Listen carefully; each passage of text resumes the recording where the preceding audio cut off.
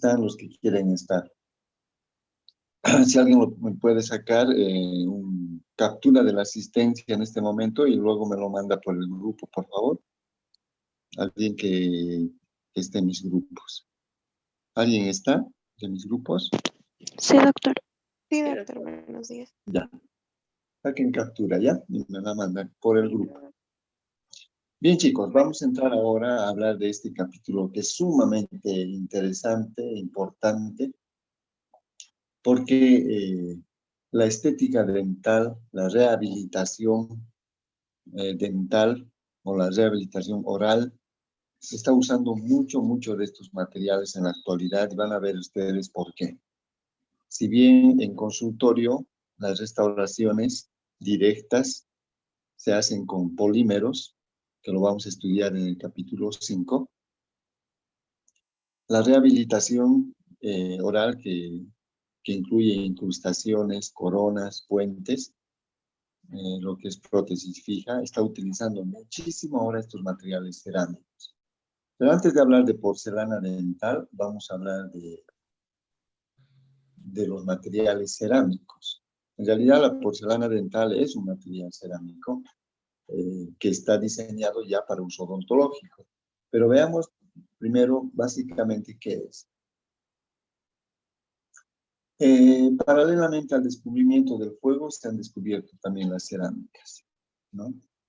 Son materiales que se encuentran en la naturaleza, ¿no? Son ciertos tipos de componentes que se encuentran en la naturaleza y nada más lo que se hace es mezclarlo con un poco de agua, darle forma y dejarlo secar para luego meterlo en un horno.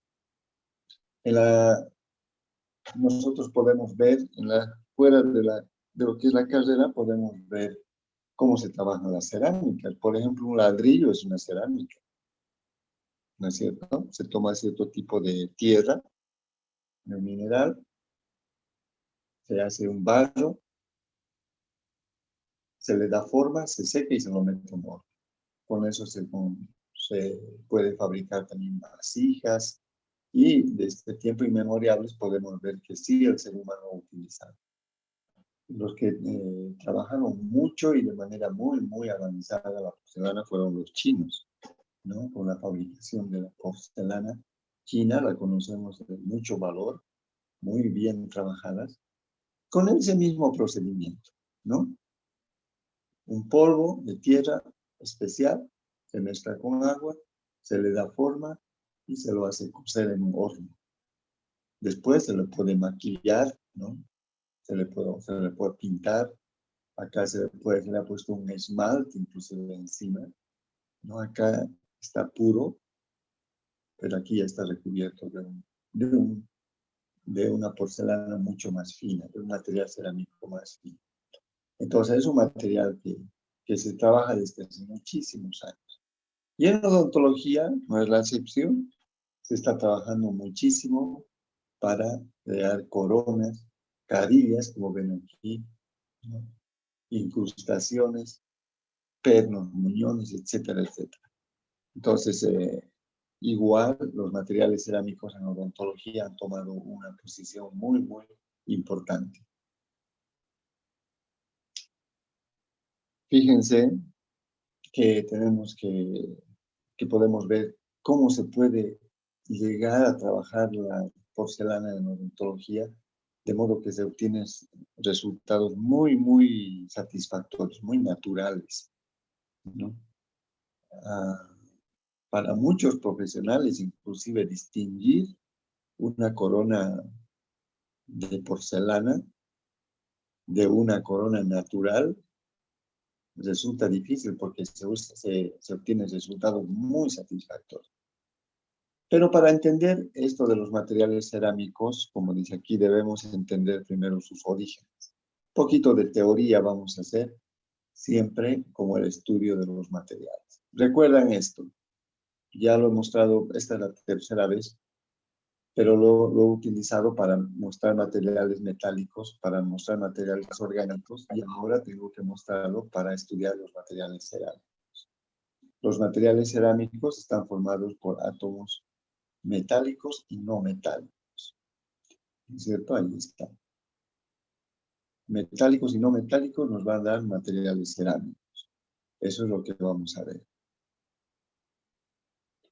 El enlace metálico, recuerda, la nube electrónica, no hay mucho ya que hablar, ustedes ya lo conocen.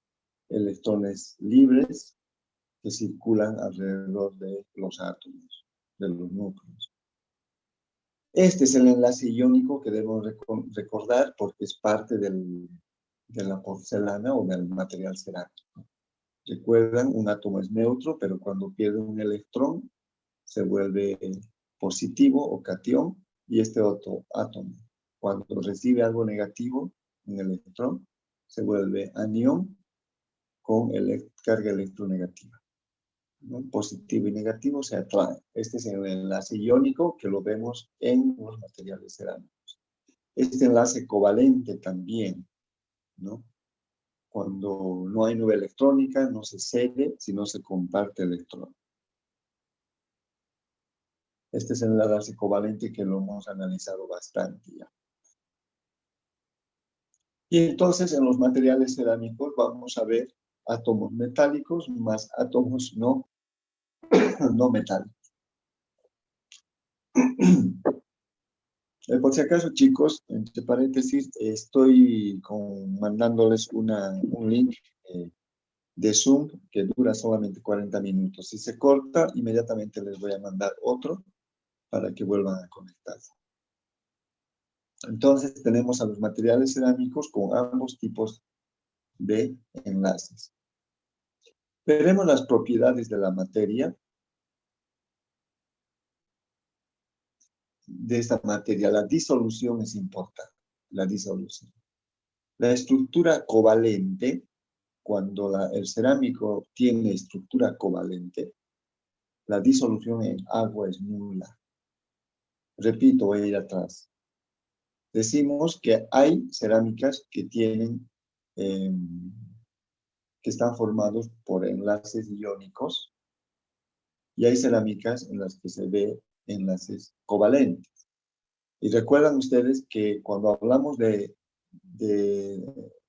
resistencia o de unión o de fuerza que une los átomos, el enlace covalente es mucho más fuerte que el enlace iónico.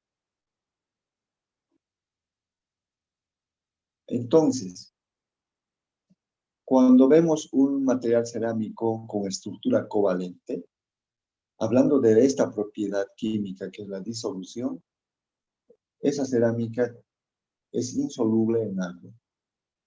Pero si la estructura de la cerámica es iónica, que es un enlace más débil que el covalente, entonces la cerámica tiene la tendencia a la disolución en agua. Obviamente eso también depende del tipo de átomos que la conforman. Pero básicamente podemos decir que la disolución es nula en la estructura covalente y la estructura iónica nos va a dar una cerámica ligeramente soluble en agua. Entonces, si les pregunto en el examen por qué una cerámica es insoluble en agua o de qué depende, aquí está la respuesta. Depende de su estructura. Las covalentes, insolubles. Las iónicas, solubles. Entonces, hablando de disolución, es importante comprender esto que es muy importante.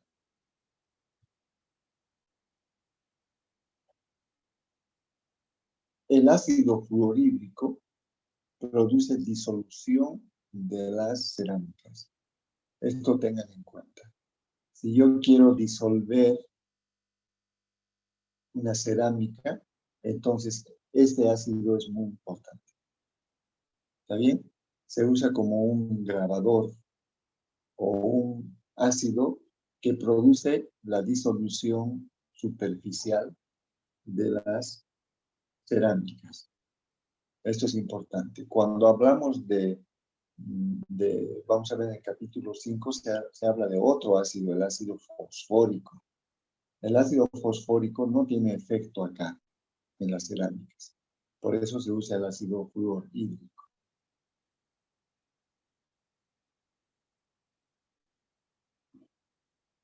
La variación dimensional térmica. Habíamos dicho que hay una ley que dice que cuando los materiales se enfrían se contraen y cuando se calienta se expande, ¿no? Entonces, acá tenemos un ejemplo de contracción y aquí un ejemplo de expansión térmica, producto del cambio de temperatura.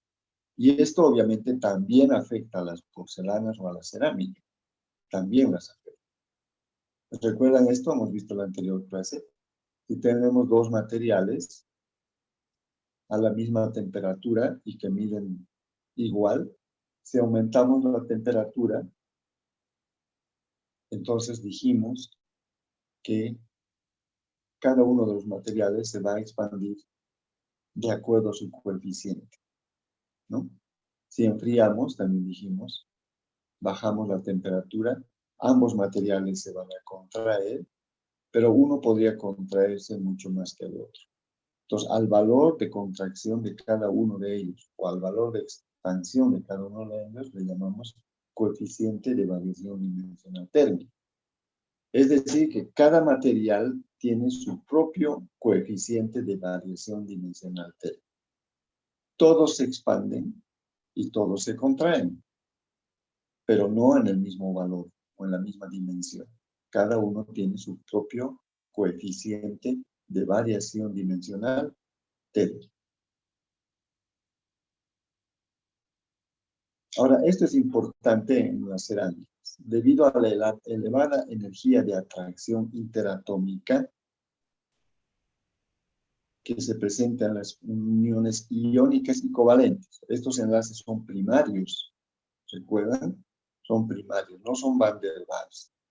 En los polímeros hemos visto Van der Waals. Aquí hablamos de uniones mucho más fuertes, ¿no? Los covalentes están debajo de los metálicos, de los enlaces metálicos.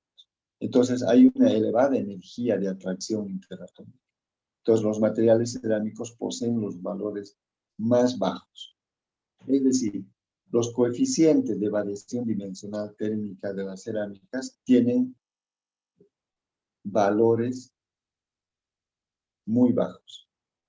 ¿Está bien? Consideren eso. Si hay una pregunta, ¿por qué los materiales cerámicos poseen valores bajos de variación dimensional térmica? Nada más ustedes tienen que responder porque su estructura es iónica o es covalente. ¿Está bien? O porque su energía de atracción interatómica está representada por enlaces iónicos o covalentes. Entonces, cuando vemos una porcelana o una cerámica, diremos que cuando hay cambio de temperatura, ya sea que aumenta o disminuye, el coeficiente de variación dimensional térmica de las porcelanas es muy bajo. Es decir, no se expande mucho ni se contrae mucho, como los plásticos, como los polímeros. Entonces, por eso se dice que los materiales cerámicos poseen valores bajos de variación dimensional térmica. ¿Y a qué se debe? Aquí está.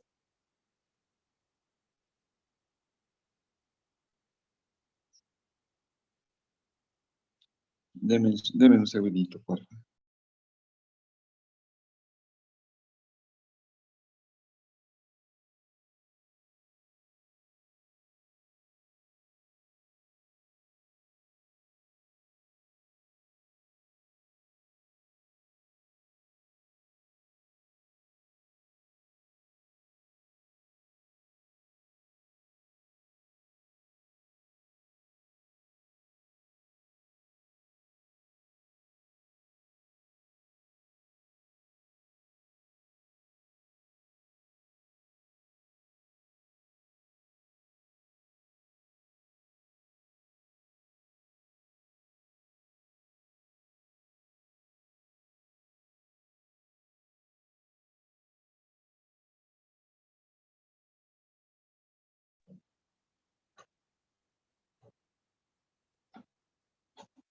Bueno, seguimos entonces, estamos hablando de propiedades físicas.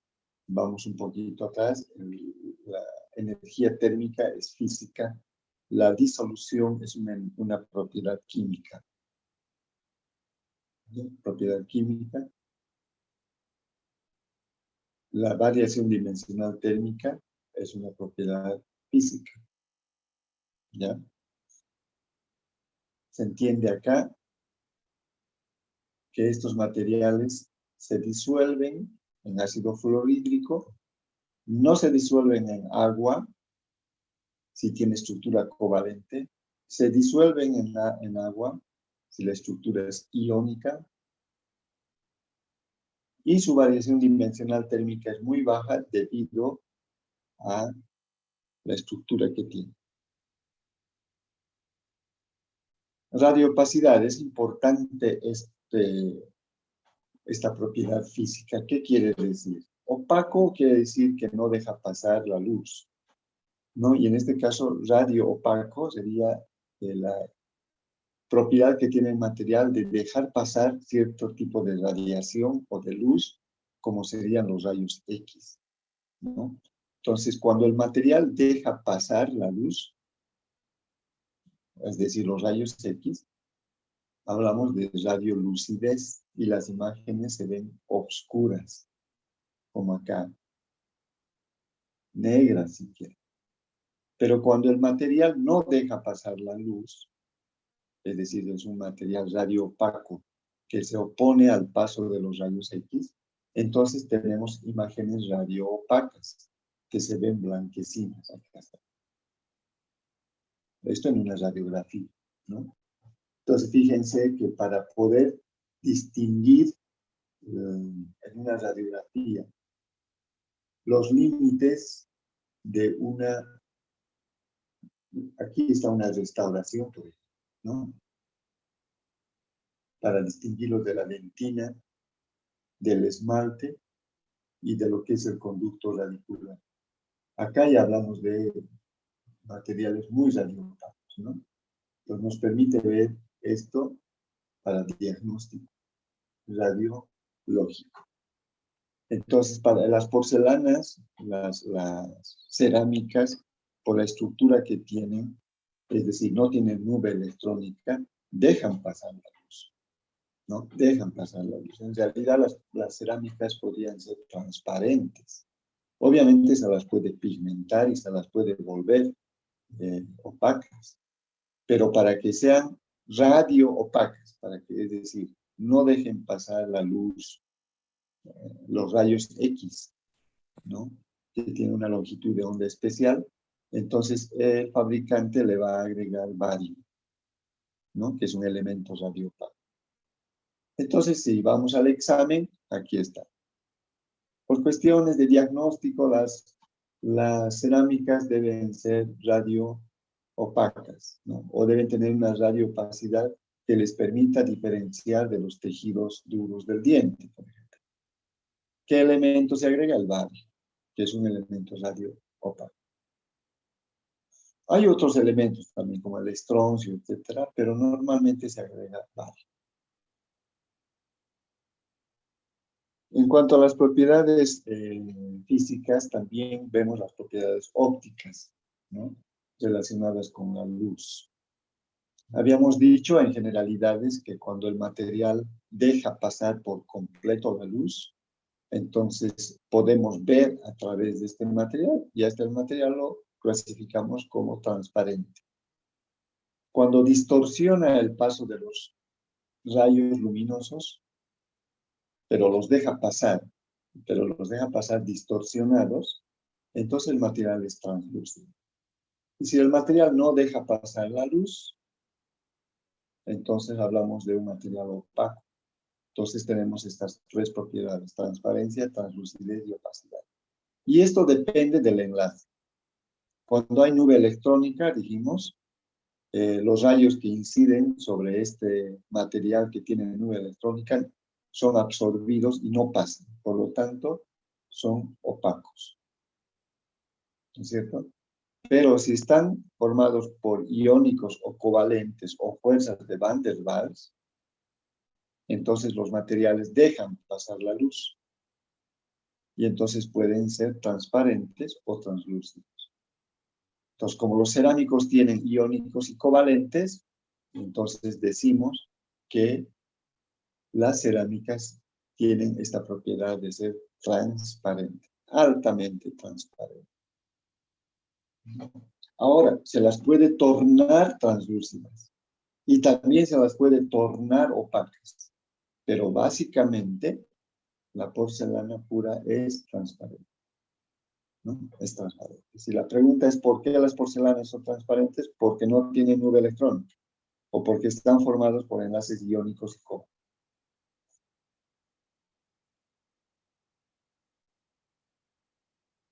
Este ejemplo que les había dicho, aquí hay una placa, por ejemplo, que podría ser de cerámica, como un vidrio de ventana, es cerámica, ¿no? Los vidrios son cerámica. Es transparente, puede ser translúcida o puede tornárselas opacas. Y dentro de estas propiedades ópticas, ¿por qué es transparente o cuándo es transparente? La cerámica es transparente cuando su estructura es isotrópica. Si cambiamos la estructura, no le agregamos nada y hacemos una estructura anisotrópica, entonces la porcelana puede transformarse en translúcida u opaca. ¿Está bien? Entonces, si la pregunta viene, si las cerámicas son transparentes o translúcidas, aquí ya complementamos, decimos depende de su estructura. Son transparentes si la estructura es isotrópica o son translúcidas u opacas si la estructura es anisotrópica. ¿Está bien? Entonces, esto es importante. ¿Por qué? Porque en odontología usamos cerámicas o porcelanas que son translúcidas, opacas y también transparentes, respondiendo a las características que tiene el esmalte y la dentina. Habíamos dicho que la dentina no es 100% translúcida, o mejor dicho, opaca, no es 100% opaca, se la clasifica como translúcida, ¿no? Aunque en sentido práctico decimos que la dentina es opaca, en sentido práctico. Pero si estudiamos a fondo, decimos que la dentina no es opaca, sino translúcida, ¿no? Muy poco translúcida, pero es translúcida. Pero en el sentido práctico vamos a decir la dentina es opaca y el esmalte es translúcido, altamente translúcido, inclusive podría ser transparente, dependiendo del grosor, ¿no? Entonces, cuando yo quiero restaurar una pieza dentaria, quiero hacer una corona, por ejemplo, o una incrustación, o un puente, o lo que sea, entonces tengo que considerar que los sectores que van a ser dentina tienen que tener esta propiedad de opacidad, uso cerámica opaca, y donde va esmalte, uso en algunos sectores translúcido y en otros sectores transparente. Con eso yo puedo imitar perfectamente a una pieza dental. Otra propiedad óptica es el color, ¿no? El color. Y no vamos a analizar mucho el color porque ya lo hemos visto en generalidades. Pero estas estructuras transparentes, translúcidas y opacas de las cerámicas pueden ser pigmentadas utilizando óxidos metálicos. ¿Está bien? Entonces ahí ustedes tienen para responder en el examen cómo o con qué se puede pigmentar una porcelana si esta es transparente, translúcida o opaca, con óxidos metálicos. Y utilizando diferentes óxidos podemos tener una gama grande de porcelanas, ¿no? Inclusive se puede pigmentar del matiz de las encías, porque se puede hacer una prótesis imitando las partes duras y blandas de la boca, de la cavidad oral, y entonces necesitaré para la parte de las encías o de los tejidos blandos una porcelana que tenga ese matiz, ¿no? rosado, digamos. Pero para la parte de los dientes necesito uno que tenga un matiz blanco, amarillento, etc. Entonces sí, las porcelanas se pueden pigmentar y se pigmentan con óxidos metálicos. Otra propiedad física, la conductividad térmica. Y esto es importante porque la conductividad térmica depende del tipo de enlace.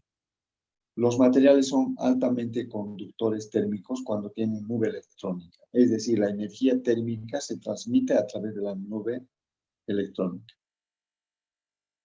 Entonces, los metales son buenos conductores térmicos. Pero cuando no hay nube electrónica, como en el enlace iónico o covalente que estamos estudiando ahora, los materiales no transmiten la energía térmica, no conducen. Por lo tanto, se los clasifica como aislantes térmicos. Y los polímeros también, pero no estamos estudiando eso. Ya lo hemos visto. Acá nos concentramos en estos dos. Por lo tanto, se dice que las cerámicas son aislantes térmicos. No voy a entrar al área de la electrónica, porque se están haciendo conductores eléctricos de materiales cerámicos, pero ese es un punto aparte. No lo tomen en cuenta. ¿Ya? Básicamente, para nuestros fines en odontología, decimos que la cerámica dental o la porcelana dental es un aislante térmico. ¿Por qué? Porque no tiene nube electrónica en su estructura. Tampoco son conductores eléctricos. ¿Por qué? Porque la electricidad se transmite a través de la nube electrónica. Por eso los metales son buenos conductores eléctricos, pero las cerámicas no, porque no tienen nube electrónica. ¿Está bien? Entonces, eso es algo importante para considerar. No porque esté dando ejemplos acá por ejemplo, aquí de electricidad o de la rama de electricidad, sino porque se aplica en odontología. ¿Y recuerdan esto? Les presenté hace tiempo este ejemplo. Estas dos propiedades de conductividad térmica y eléctrica tienen su valor en odontología, su aplicación.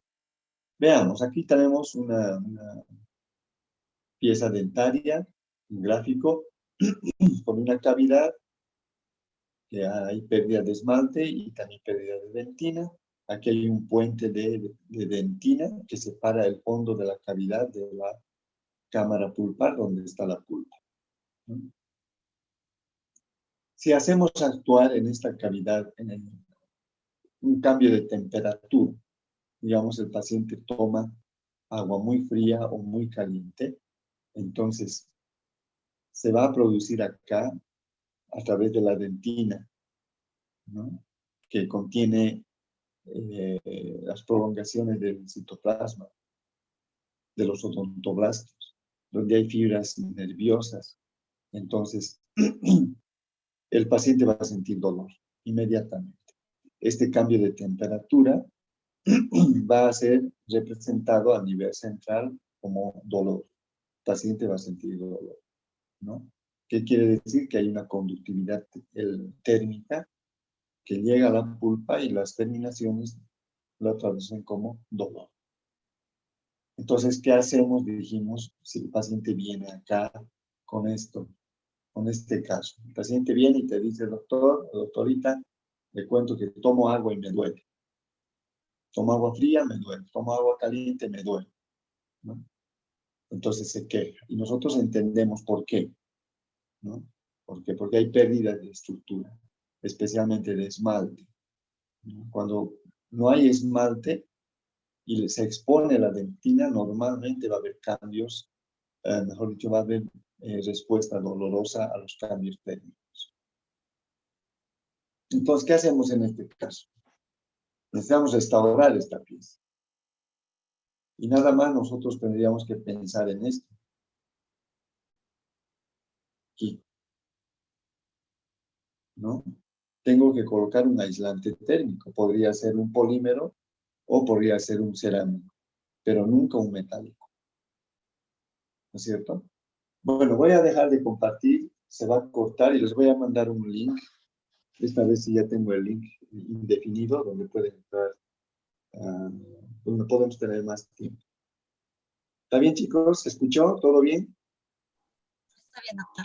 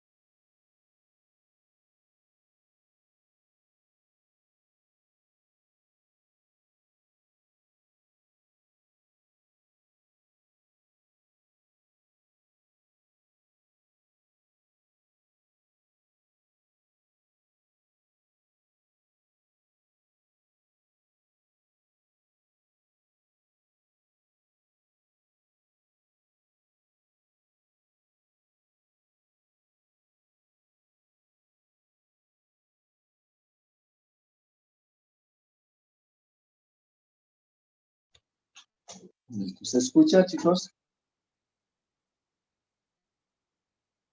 Sí, doctor, se le escucha. Ya. Sí, doctor. Continuamos. Estamos analizando esta situación, ¿no? De la conductividad térmica y también que ingresa ahí la eléctrica. Pero habíamos dicho, si hacemos actuar un cambio térmico, por ejemplo, y no hay esmalte, que es el aislante térmico natural, al exponerse dentina, se traduce esto como dolor, ¿no? Entonces, ¿qué hacemos para restaurar esto? Pensamos en 3 tipos de materiales: metálicos, cerámicos u orgánicos. Entonces, si colocamos un bloque enteramente de metal, entonces al actuar un cambio de temperatura, el paciente toma algo frío muy caliente, al haber nube electrónica acá se va a transmitir esto a la dentina y de la dentina a la pulpa y va a continuar habiendo dolor, ¿no? Entonces, ¿qué tendríamos que hacer? Pensar en colocar un material acá, especialmente cerámico, ¿no? Cerámico, acá. Como está, puede ser de estructura iónica o covalente, no hay acá nube electrónica, por lo tanto, si actúa algo frío, colocamos el metal, por ejemplo, amalgama, entonces la amalgama, cualquier otra aleación va a conducir hasta acá, pero aquí este bloque va a actuar como aislante térmico o aislante eléctrico, ¿no? Entonces el paciente tranquilamente puede tomar líquidos fríos o calientes y no va a sentir dolor. Estos materiales se van a estudiar en el siguiente capítulo. Estos materiales que se usan acá son los llamados cementos. Con el doctor Molinero van a hablar de esto, ¿ya? Y conmigo vamos a hablar luego de amalgamas o de polímeros que se usan acá en este sector. Entonces, cuando nosotros tenemos, fíjense, dentina expuesta, ¿no? Cuando queremos hacer una corona, por ejemplo. Imagínense esto, ¿no? Puede haber alta sensación dolorosa por la exposición de la dentina. Túbulos dentinarios, etcétera. Ustedes conocen ya ese aspecto. Entonces hay que considerar que acá puede haber una gran sensación dolorosa. En cuanto a otras propiedades, ahora vemos las propiedades físicas también, pero mejor las llamamos mecánicas. Entonces hemos visto propiedades químicas, físicas y ahora mecánicas. Y cuando hablamos de mecánicas, hablamos de estos 3 componentes, ¿no? De la carga, que es la fuerza que se hace actuar sobre un material, la tensión, que es la respuesta a la carga, y la deformación producto de la carga. Entonces, cuando hacemos actuar una carga, aquí está, una fuerza, el material va a responder de la siguiente manera.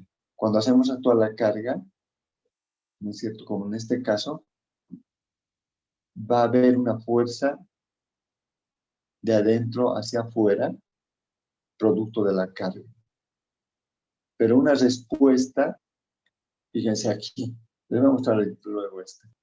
Esas cargas pueden ser compresivas, traccionales o tangenciales o de corte. En las de corte, por ejemplo, es como las tijeras, ¿no? Uno va en un sentido y en el otro en otro sentido. En la traccional, como dijimos, en sentido contrario. Y acá en las compresivas, cuando tienen el sentido contrario, pero la misma dirección. Entonces, un material está expuesto permanentemente a fuerzas compresivas, traccionales y tangenciales. Cuando ustedes mastican y digamos ahí el paciente tiene, o ustedes tienen un puente o una corona y mastican, en algunas zonas de esa corona o de ese puente se van a ejercer fuerzas compresivas, cargas traccionales o cargas tangenciales. ¿Qué van a producir? Deformación compresiva, tangencial o de corte, ¿no? Y una tensión, que es la fuerza que se opone, ¿no? La fuerza que se opone, compresiva, traccional y tangencial. Esto lo hemos visto con más detalles en los primeros capítulos, ¿no? Ahora, hablando de deformación, la deformación que puede producir una carga puede ser una deformación plástica o una elástica. Esto lo hemos visto con detalle. La plástica es que se deforma como una plastilina acá, pero el material no tiene la propiedad de recuperar su forma. En cambio, en un resorte, por ejemplo, sí tiene esa propiedad. Lo deformamos por tracción o por compresión y el resorte tiene la posibilidad de recuperar su forma original. Esto lo hemos analizado bien en materiales de impresión, ¿no? Marginatos, elastómeros, etc. Entonces hay dos tipos de deformaciones. Entonces, ahora tenemos que aplicar esto a las porcelanas, ¿no?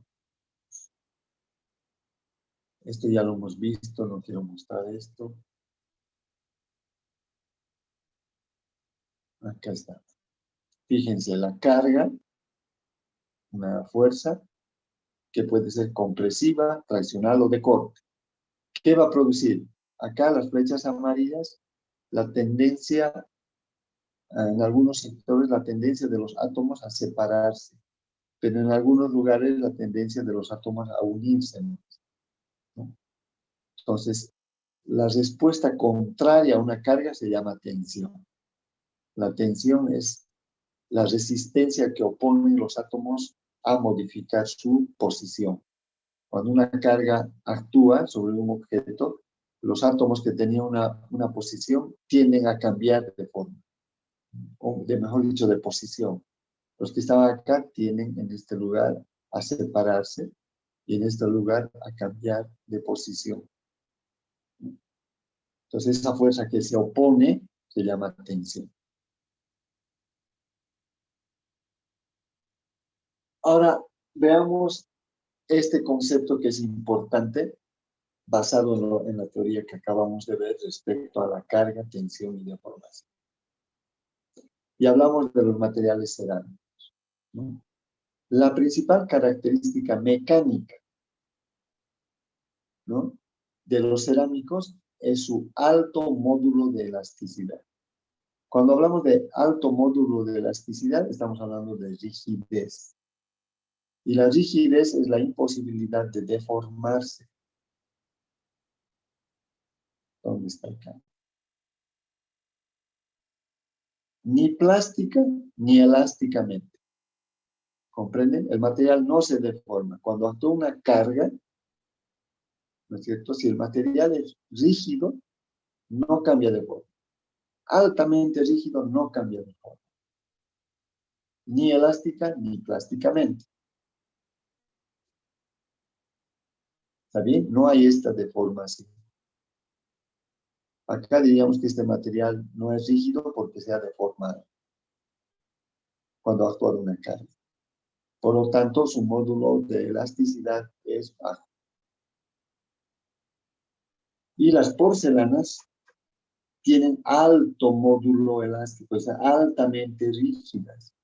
A ver, vas a agarrar un portaobjetos y vas a tratar de deformarlo. No se va a deformar, no se puede deformar porque son altamente rígidos, ¿no? Ligeramente, tal vez ni te des cuenta ni puedas observarlo a simple vista, ¿sí? Porque son altamente rígidos. Por lo tanto, no tienen capacidad de deformación plástica, quizás elástica, ligeramente elástica. Entonces, como no tiene deformación plástica, tú quieres deformar y se va a producir su fractura. Por lo tanto, decimos que los materiales cerámicos, debido a su alto módulo de elasticidad, debido a su alta rigidez, son frágiles cuando se hace actuar una carga. ¿Por qué son frágiles? Por su incapacidad de deformación plástica y baja deformación elástica. Fíjense, entonces, esto es importante, porque en boca, si haces actuar una carga, se va a fracturar la porcelana. Y hemos visto en la anterior clase que esa fractura va a depender de la base sobre la cual se la coloca. No sé si habrán hecho el ejercicio de agarrar un portaobjeto y presionarlo sobre una loseta, por ejemplo, de vidrio.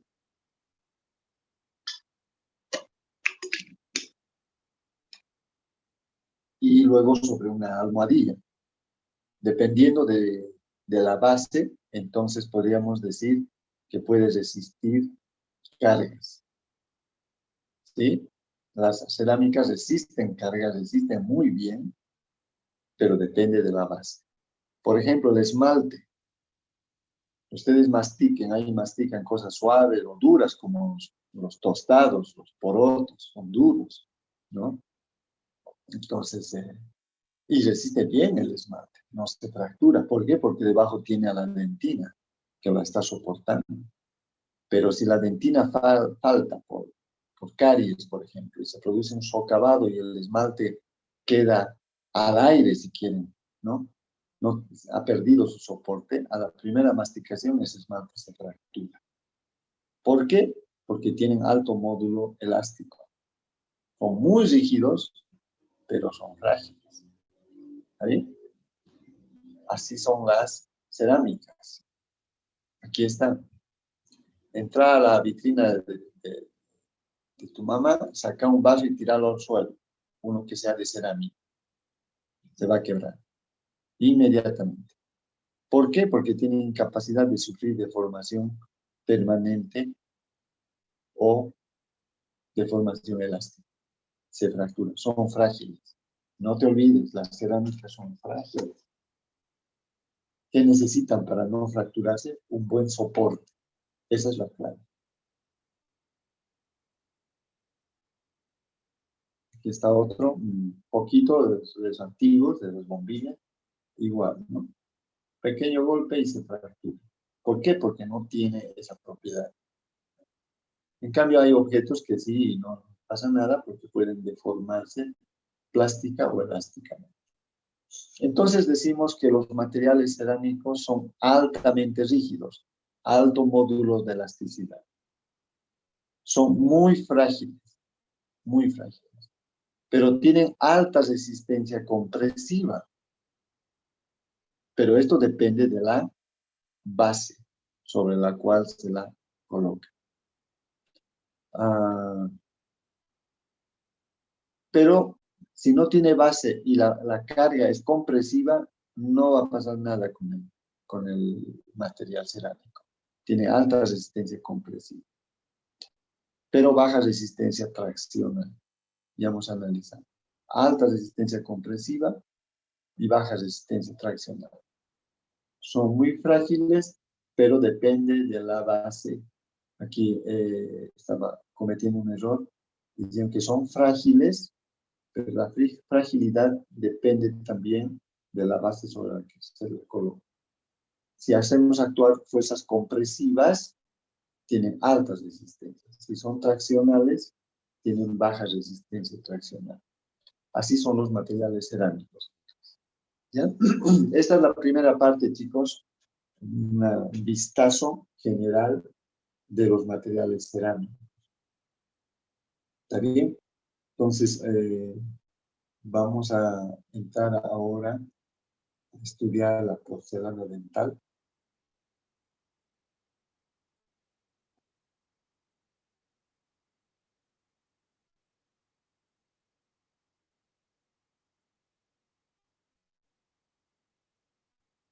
Y vamos a hacer un pequeño break de 5 minutos.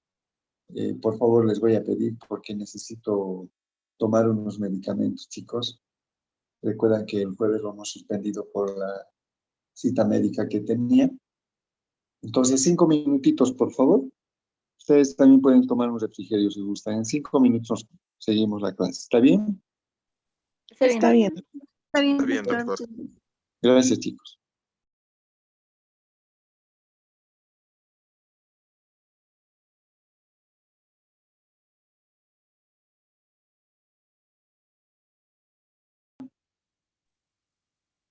Sí, doctor. Están dormidos, creo. ¿Cómo es? No, doctor. Ya, fíjense ahí la imagen que les estoy mostrando. Parecen dientes naturales, ¿no? ¿Son o no son? ¿Son dientes naturales o son hechos de porcelana? ¿Qué dicen?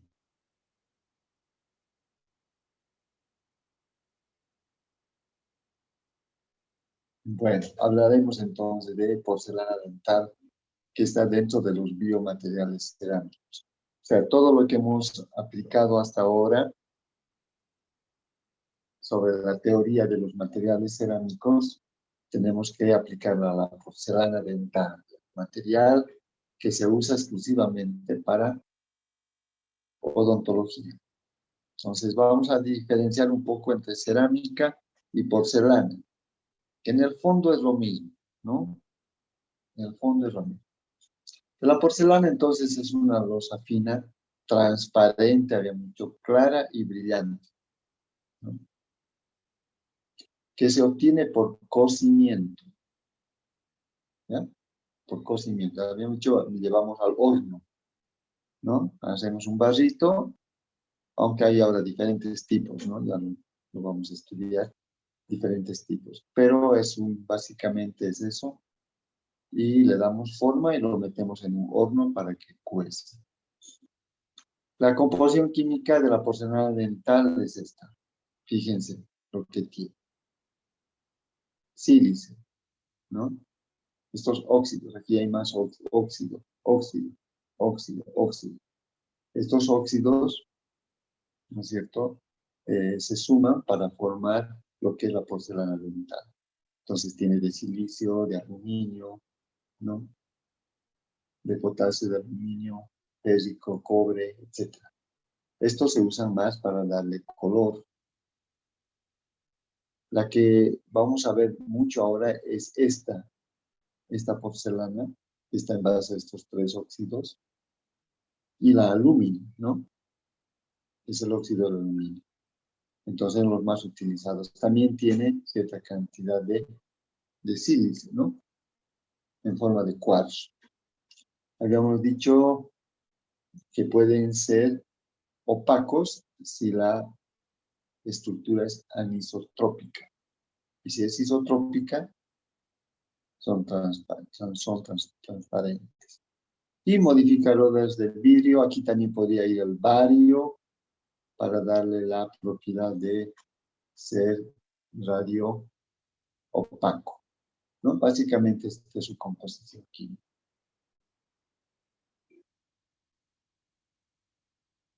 Estos modificadores que están acá, de vidrio, que son estos carbonatos, que los vemos acá, en realidad producen esto, ¿no? Aumentan la fluidez y disminuyen la temperatura de fusión.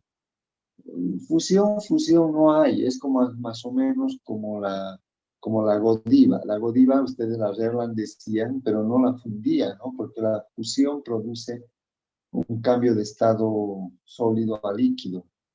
En realidad, pero se habla de temperatura de fusión, aunque no hay una completa fusión, sino un ablandamiento. Entonces podemos decir que cuanto mayor modificador de vidrio, o sea, estos componentes se colocan, hay un menor punto de fusión. El problema es que aumenta la solubilidad, ¿no? Ganamos una propiedad, pero perdemos otra. ¿Por qué es ganar, bajar el punto de fusión? Para no trabajar a demasiada temperatura, ¿no?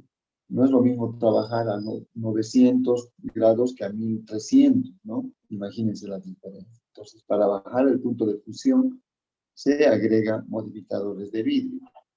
Y dependiendo de la cantidad de modificador de vidrio, o sea, de estos carbonatos, encontramos diferentes puntos de fusión. Y obviamente diferentes grados de solubilidad. De ahí que podemos encontrar diferentes cerámicas y en base a eso, a la temperatura de fusión, entre comillas, se clasifica. Les mostré ya en la anterior clase esta clasificación, ¿no? Fíjense, no es lo mismo, les decía, trabajar a 850 que a 1300. ¿Sí? Entonces, ¿de qué depende? Aquí está la respuesta. De los modificadores de vidrio. Bajan el punto de fusión. Dependiendo de la cantidad. Entonces, si les pregunto en el examen, ¿cómo es que podemos obtener esta clasificación? ¿De qué depende? Nada más de los modificadores de vidrio. A mayor cantidad, menor punto de fusión. Entonces, si les pregunto, ¿cuál de estas 4 porcelanas tiene mayor cantidad de carbonato de sodio, por ejemplo? Ahí sería la pregunta, ¿no ven? Entonces, te diría, ¿cuál tiene más? Esta. ¿Por qué? Porque a mayor cantidad, menor punto de fusión. Aquí está. Por eso se dice, se saca esta conclusión, que la temperatura de fusión no es directamente proporcional a las propiedades mecánicas. Es decir, las 4 pueden tener las mismas propiedades mecánicas. Lo único que ha cambiado es el punto de fusión. ¿Se entiende? Entonces, un error sería que a mayor al grado de fusión, mejores propiedades. No, aquí está diciendo y con mayúsculas, la temperatura de fusión no es directamente proporcional. No digan a mayor temperatura, mayores propiedades. Ese sería un error. Es independiente, nada tiene que ver. Acá lo único es cantidad de modificador. El problema es la solubilidad. Entonces, a mayor punto de fusión, menores carbonatos, pero mayor o menor solubilidad. Repito, a mayor cantidad de carbonatos, menor punto de fusión, pero mayor solubilidad. Entonces, de estas 4, ¿cuáles son las más solubles? Las de baja fusión. ¿Por qué? Porque tiene mayor cantidad de modificador de vidrio, lo que le aumenta la solubilidad. ¿Sí? Repito, aquí está. ¿Cuál de estas 4 es más soluble? La de baja fusión. ¿Por qué? Porque tiene mayor cantidad de modificadores de vidrio. Eso es importante saber. Entonces tú entenderás en la práctica que las propiedades mecánicas no se van a alterar, lo que sí, la solubilidad. La solubilidad. Y el punto de fusión. Vamos a ver ahora los tipos de porcelanas dentales. ¿Ya? Fíjense, si esta pieza sería una pieza natural, con una porcelana se tiene que tener la posibilidad de lograr el mismo resultado. El mismo resultado. Aquí, fíjense, pigmentos, ¿no? Zonas translúcidas, opacas, etcétera, etcétera. Entonces, ahí ya viene sobre el conocimiento científico, viene la parte artística, ¿no? La parte artística. Y en nuestro medio tenemos realmente muy buenos, excelentes ceramistas, ¿no? Que trabajan con cerámica o porcelana. Bueno, estos son los 5 tipos por el momento, los que más se utilizan, de porcelana dental. La feldespática, la que tiene alto contenido de leucita, la que tiene alúmina, las vitrocerámicas y las de circonio. Entonces, para entender esto, tenemos que volver acá. Aquí. ¿Sí? Aquí tenemos feldespato y alúmina, ¿no? Básicamente aquí está, y cierta cantidad de cuarzo. Feldespato y alúmina.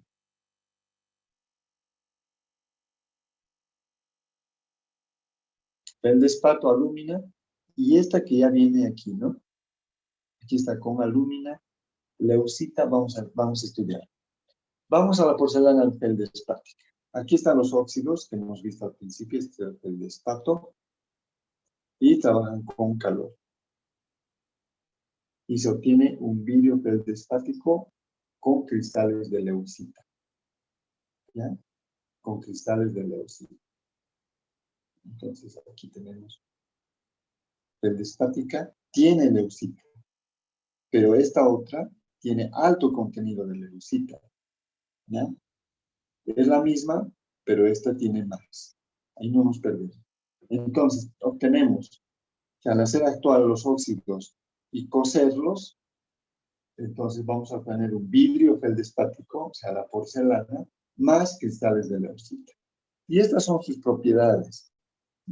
Traten de asimilar, es muy sencillo. Obviamente, esta porcelana es altamente translúcida, es una maravilla. Si bien poner aquí, es una de sus mejores propiedades, la translucidez.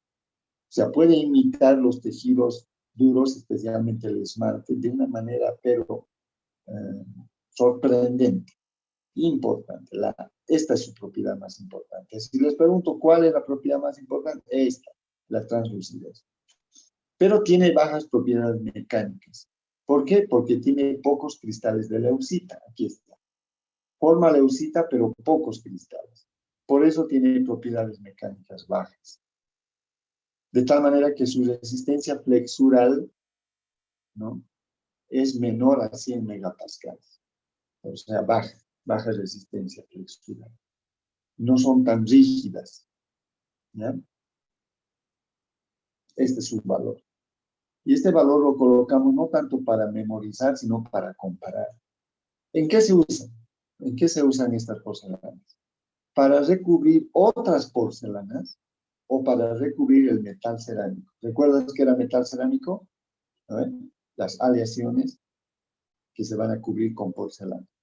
Entonces, esas aleaciones que las hemos estudiado ya, se cubren con porcelana. ¿Con cuál? Con la feldespática. ¿Qué es el feldespato? Aquí está. Formas la porcelana y tiene cristales de luz. ¿Para qué se usa? Para recubrir. ¿Por qué? Por su alta translucidez. Pero este puede ser un problema, ¿no? Si yo quiero recubrir un metal cerámico con feldespato, bueno, voy a ver pues el metal. ¿No es cierto? Se va a ver el metal. Pero si quiero recubrir otra porcelana, ya sale mejor. Sale mucho mejor. ¿En qué se aplica? En zonas de bajo esfuerzo oclusal. Por ejemplo, puede usarse en el sector anterior. En el sector posterior, no, porque esto es muy bajo. Esto es muy bajo. Pero podríamos colocarle sobre otras porcelanas o sobre metal. Doctor, quiero hacer una corona atrás con porcelana, ya, pero no hagas de puro feldespato, ¿no? Si quieres usar solo porcelana, entonces usas un tipo de porcelana y la recubres con esta. ¿Por qué? Para ganar esta propiedad. esta propiedad. Doctor, voy a hacer de metal cerámico. Muy bien, haga de metal cerámico. Le quitas el color oscuro del metal. Ya vamos a ver cómo puedes mimetizar. Y luego lo recubres con el despato. Por ejemplo, acá, ¿no? Las carillas. Estas se van al sector anterior. Fíjense el grado de tan lucidez que puede tener una carilla. Es delgadita, muy delgadita. Que son las carillas, ¿no? Que le llaman como lentes de contacto. Son bien delgaditas. Que se ponen adelante en los dientes anteriores, superiores o inferiores. Para eso usaríamos la feldespato. Número 2. Porcelana feldespática, pero con alto contenido de leucita. Lo que le llaman porcelana feldespática modificada. Es el mismo feldespato, los tres ácidos, los tres óxidos que hemos visto, pero forman mayor cantidad de leucita. Al tener mayor cantidad de leucita, entonces tiene altas propiedades mecánicas. ¿Sí?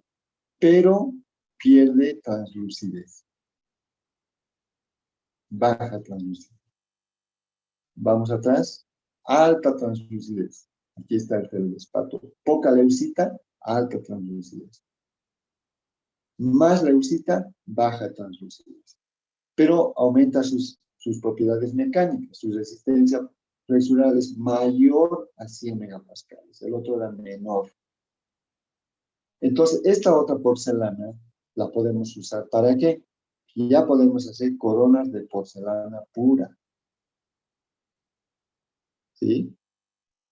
Coronas de porcelana pura. Ya no usamos metal cerámico, sino porcelana pura. Pero como tiene baja translucidez, estéticamente no se ven bien. Por lo tanto, se recubren con porcelana feldespática.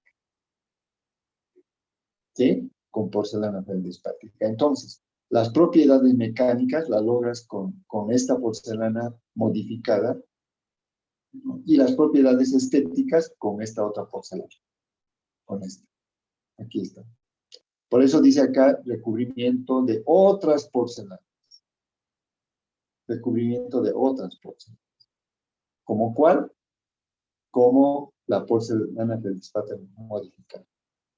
Sin embargo, este valor es bajo, ¿no? Todavía es bajo. Es mayor a 100 megapascales, pero es bajo. Por eso solamente se usa en una corona de porcelana. Corona. Aquí está, por ejemplo, voy a hacer esta corona. Si la hiciera de feldespática modificada, me saldría muy resistente, pero estéticamente deficiente. Entonces se ha hecho acá un núcleo, acá dentro de feldespática modificada, y se la ha recubierto de porcelana feldespática. ¿Sí? Se ha ganado entonces ambos. Adentro está la modificada, que le da propiedades mecánicas altas, y encima, recubierta o maquillada, maquillaje también le llaman algunos, está maquillada de porcelana feldespática con bajo contenido de leucita, lo que le da alta translucidez, ¿no? Entonces los resultados pueden ser muy, muy satisfactorios. Veremos ahora la porcelana con aluminio. ¿Sí? Aquí está la alumina o el óxido de aluminio. Es una porcelana feldespática modificada también, pero con aluminio. Es feldespática, es decir, tiene los otros óxidos más este otro óxido, en esta cantidad, que puede oscilar entre 35 y 80% de aluminio. Propiedades.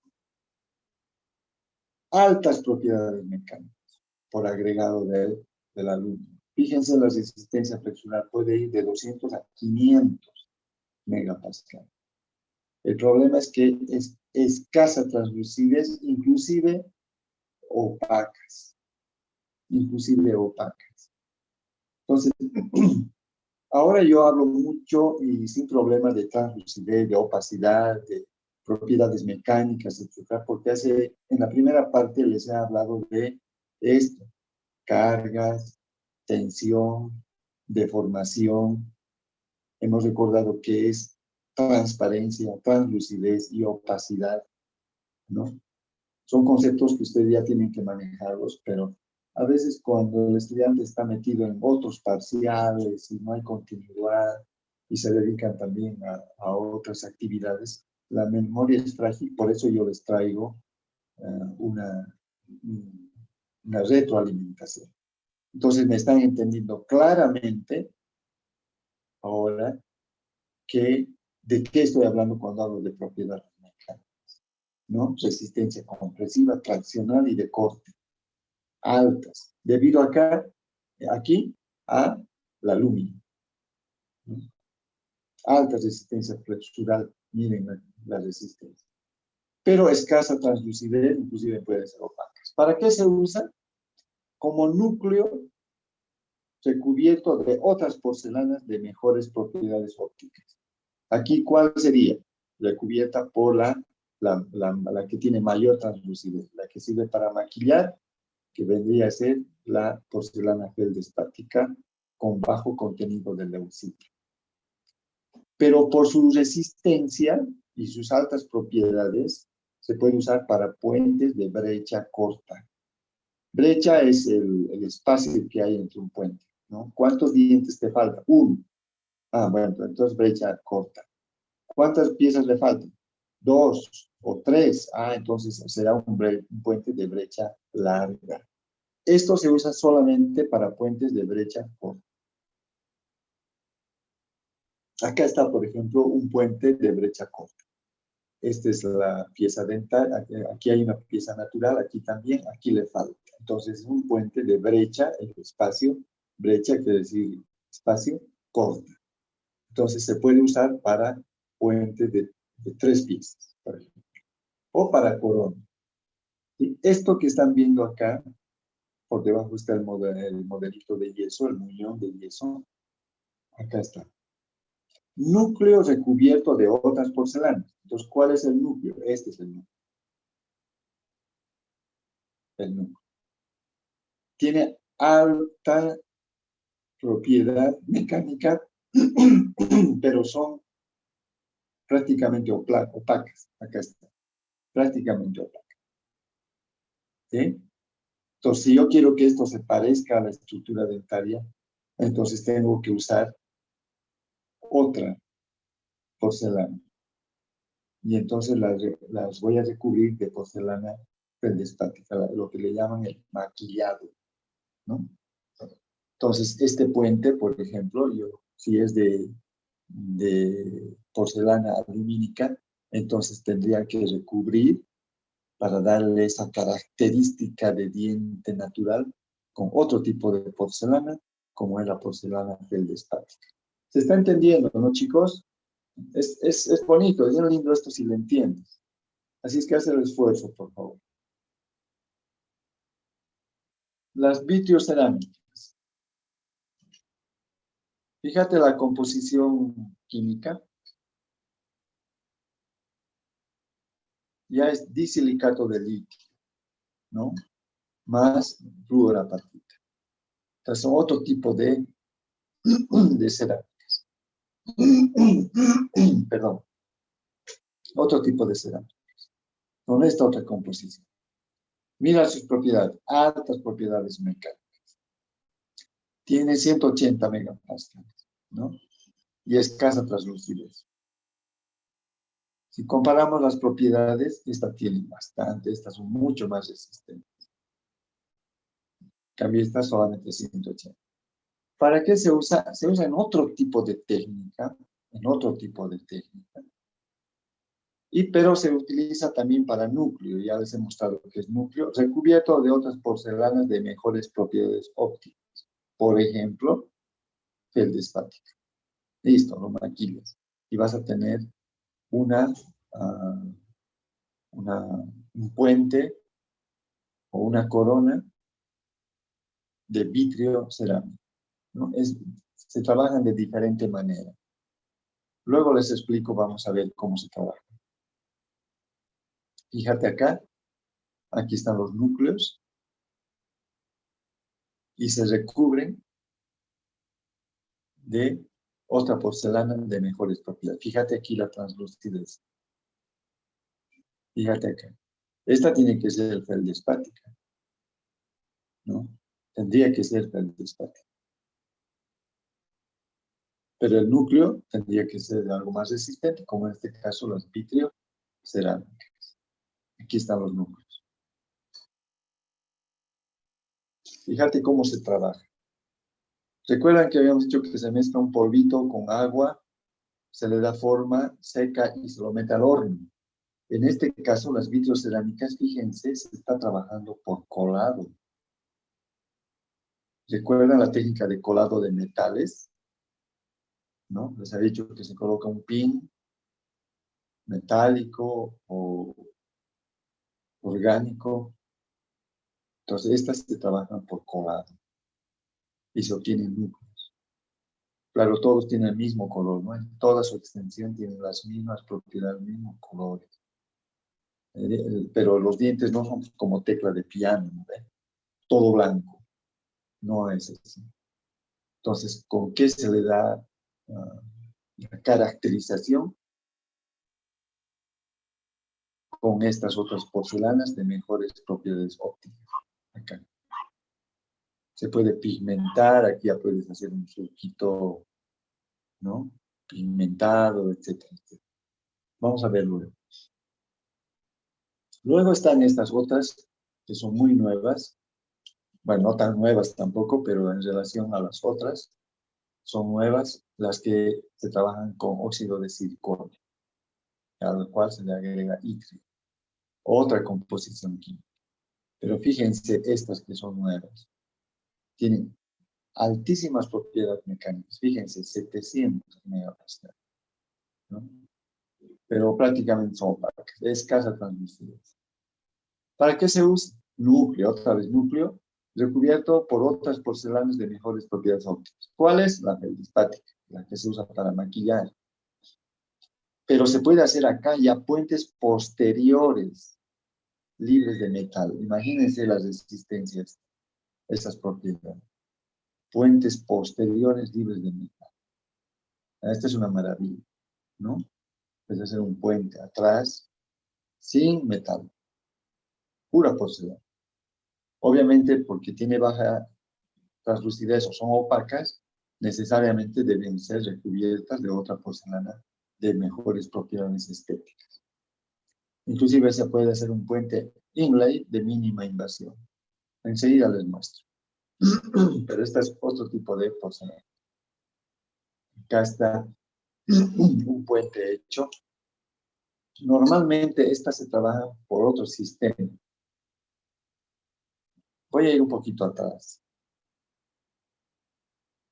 Hasta aquí habíamos dicho que la porcelana con alúmina, con alto contenido de leucita o la feldespática, se trabajan mezclando un polvo con un líquido.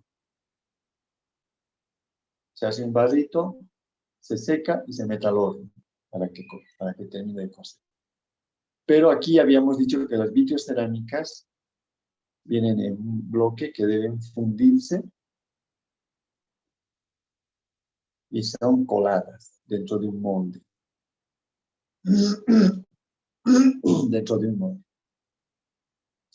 Estas otras, las de circonio, vienen en un bloque así grande, como un dado, ¿no? Con un soporte metálico y se lo mete a una máquina y por fresado, por torneado, ¿no es cierto? A través de un sistema de computación, un software especializado, se puede realizar estos resultados.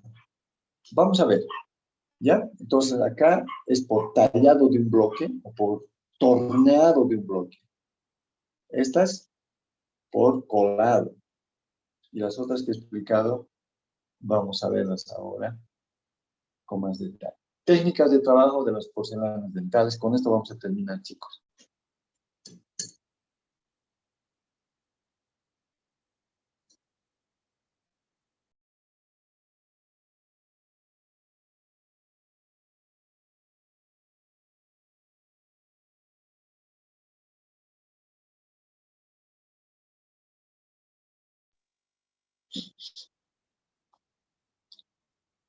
Tenemos estas técnicas: sinterizado, colado, inyección, infiltrado y la técnica del CAD/CAM. Hace muchos años para nosotros esto era solo teoría, ahora ya hay en Bolivia odontólogos que trabajan con este sistema, ¿no? Hay laboratorios, no muchos, pero están trabajando con este sistema. Es un sistema sumamente caro, vamos a ver. Sinterizado, acá está. La porcelana viene en polvo. Aquí está el polvito, ¿no? En diferentes tonalidades, ¿no? Fíjense. Se mezcla y se obtiene un barro. Aquí está. Esa pasta que se obtiene mezclando el polvo y el líquido, se la va colocando sobre el modelito o sobre el troquel. ¿Sí? Esa es la forma de trabajar. Una vez que solidifica, seca, se lo mete al horno y de acuerdo a la temperatura de fusión, se lo deja el tiempo necesario y va a salir el resultado, la porcelana cocida. Así es el sinterizado. ¿Qué es el sinterizado? La sinterización es una forma de trabajar. Fíjense, aquí tengo yo, acá abajito se ven partículas, polvo, ¿no es cierto?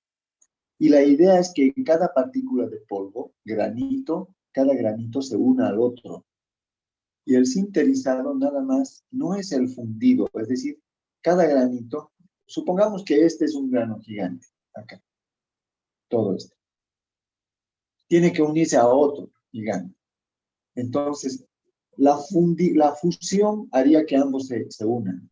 Pero el sinterizado nada más es el calor, va a reblandecer la superficie de la partícula, del granito, de los granos. Solamente va a reblandecer el calor, la parte superficial. Entonces, al reblandecer la parte superficial de un granito, se puede unir a la capa reblandecida de otro granito. Entonces, los granitos se van uniendo unos a otros gracias a su capa externa que se ha reblandecido. A esa técnica se llama sinterizado. ¿Qué es el sinterizado? Es el reblandecimiento por calor de un gránulo, pero solamente a la superficie externa. Internamente no pasa nada. ¿Está bien? Entonces, ese es el sinterizado. Entonces, acá todavía se ha hecho una pasta, no es sinterizado todavía.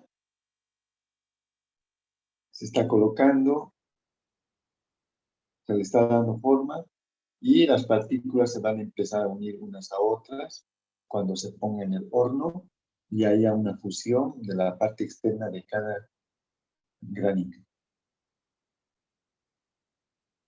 Entonces, fíjense cómo se puede trabajar dándole la forma. Inclusive algunos ya le están dando forma y con pinceles especiales ya le están aplicando pigmentos, óxidos metálicos, ¿no? Para darle color de acuerdo a la necesidad, ¿no? De acuerdo a la necesidad. Entonces, fíjense los resultados, ¿no? Cómo se puede obtener. ¿Sí? Es una maravilla. Aquí la parte artística del profesional, hay una especialidad, no es de la odontología, aunque un odontólogo puede tomar un curso para trabajar porcelana, ¿no? Cerámica. Hay destacados ceramistas en el mundo, en Francia, por ejemplo, hay buenísimos. En realidad en todo el mundo, pero hay buenos, muy buenos, que presentan trabajos, pero increíbles, increíbles. Entonces, depende aquí ya de la parte artística, ¿no?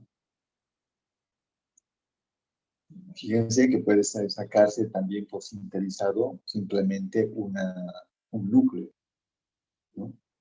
Que hagan con pigmentos, todo para ver. Veremos otra técnica, que es el colado. Aquí está, de aquí estamos partiendo este círculo. Ya hemos visto el sinterizado, cómo se trabaja. Ahora veremos el colado. Y el colado, si ustedes lo entienden, porque se hace patrones de cera, ¿no? Digamos aquí patrones de cera para los núcleos. Se los reviste, se elimina y se forma un molde, y dentro del molde se introduce por colado. Aquí está, por temperatura del colado. Ahí está. Y se obtienen esto. Estos son los que eran los pernos, ¿no?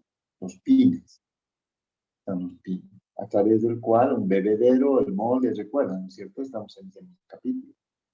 El bebedero, el molde, y se introduce cierto tipo de porcelana. Obviamente, estos núcleos tienen que pasar ahora por la técnica del sinterizado, puede ser, con porcelana feldespática para darle la forma, los colores y el aspecto estético más ideal. La inyección es muy parecido, muy parecido. No voy a entrar en muchos detalles, es parecido al colado, ¿eh? Pero hay una técnica que se llama inyección. Esto más lo manejan los laboratorios, ¿no? En el consultorio no, los laboratorios sí manejan. Pero se obtienen diferentes resultados, ¿no?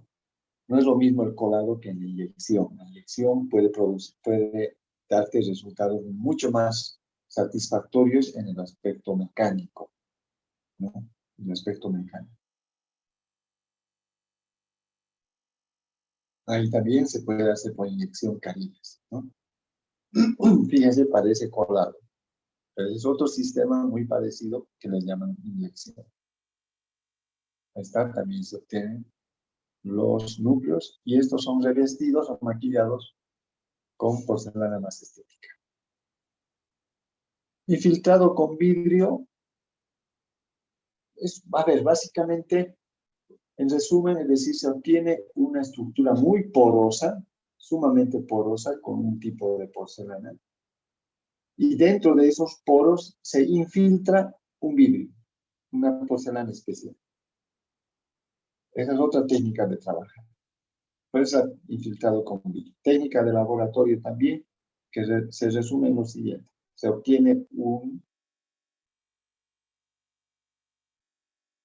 con la técnica que ustedes quieren, una estructura de porcelana sumamente porosa, en la cual se infiltra dentro de esos poros, por una técnica especial, se infiltra vidrio.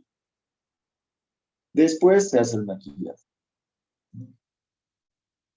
Y finalmente la técnica del CAD/CAM, que son sílidas, ¿no?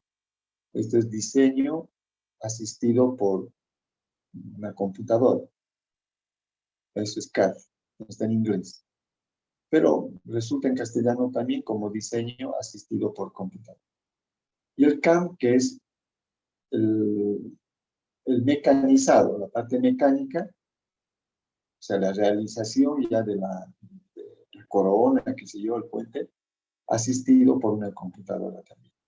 Entonces se diseña y se hace el trabajo a través de un software especializado en computadora.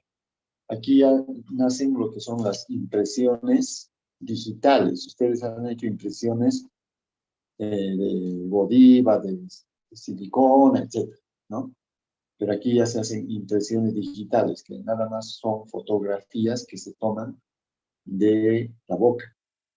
Entonces, esas fotografías, a través de un software especializado, ¿no? Se hace el diseño. Con esas fotos, sobre esas fotografías se hace el diseño, y una vez diseñado la corona, digamos, has diseñado o el puente, lo mandas esto al mecanizado. Así viene.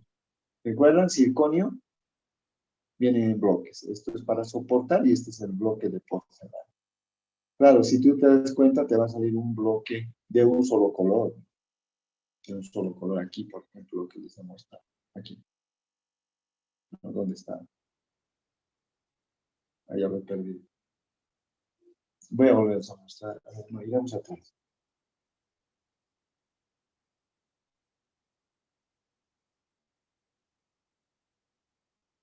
Acá está. Este es el bloque. Me da una base, ¿no? Una base.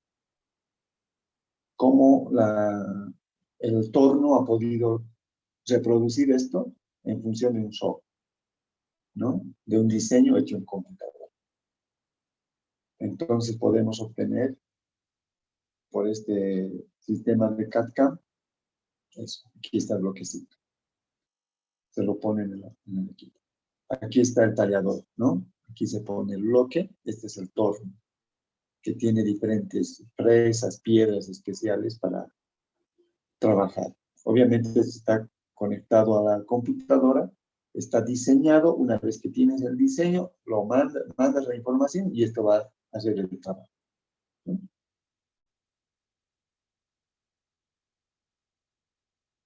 Aquí está, fíjense, cómo trabaja con fresas o piedras. Ahora, este sistema es sumamente caro, ¿no? Estamos hablando de unos 60, 80, hasta $90,000, ¿no? O sea, quizás más, quizás más. Son sumamente caros, pero son sumamente precisos, ¿no? Fíjense aquí está cómo trabaja el equipo, ¿no? Pero te da un bloque de un solo color, ¿no? Pero es altamente preciso, esto calza perfectamente en boca.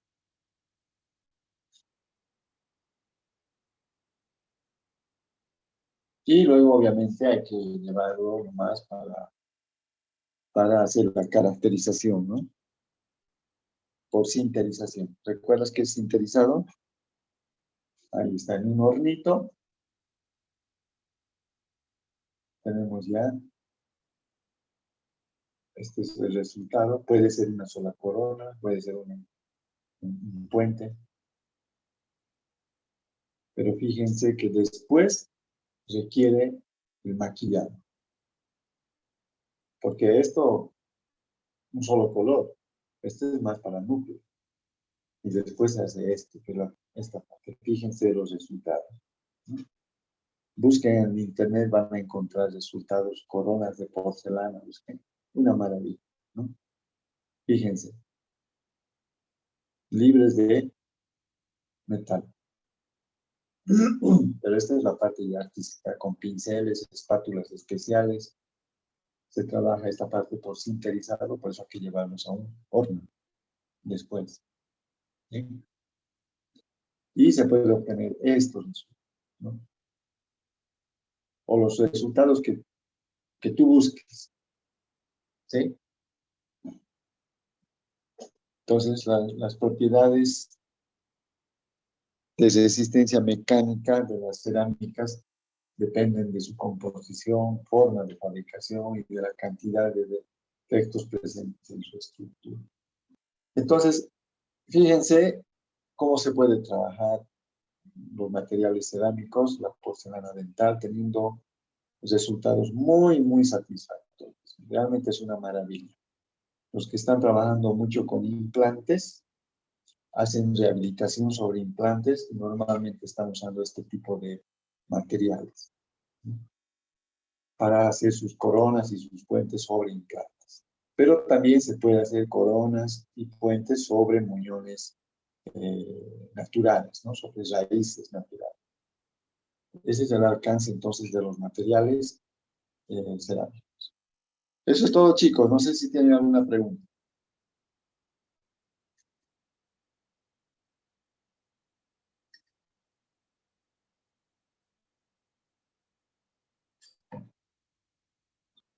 ¿Todo bien para irnos, chicos? Por mi parte sí se entendió, doctor. Ya. Todo claro, doctor. Si Todo ustedes claro, agarran, doctor. Sí, doctor. ustedes agarran esta tarde, gracias. Si ustedes agarran esta tarde el texto que les he enviado con unas cuantas hojitas y lo leen, van a entender plenamente lo que está escrito. Les aconsejo, no esperen al día del parcial para leer, porque el parcial está lejos. Hoy, léanlo. y la presentación va a tener mucho sentido. Después puedes leer de aquí a unos 2 o 3 días una leída nomás, ni siquiera para memorizar, solo leer. Y la lectura es corta. Lo vas a leer en 15 minutos, ¿no? Mañana otros 15 minutos, de aquí a 3 días o 4 días una leída más y vas a ver cómo se te va a grabar sin mayor problema. Pero si no lo lees y esperas, porque el parcial, ¿cuándo es? En julio todavía, ¿no ves? Y esperas al parcial, día antes vas a querer leer, ¿no? Va a ser muy difícil. ¿Listo, chicos? Que estén bien, que pasen un buen fin de semana. Nos vemos las próximas semanas. Chao, chicos. Gracias, doctor. Hasta luego. Pues, doctor, hasta luego. Hasta luego.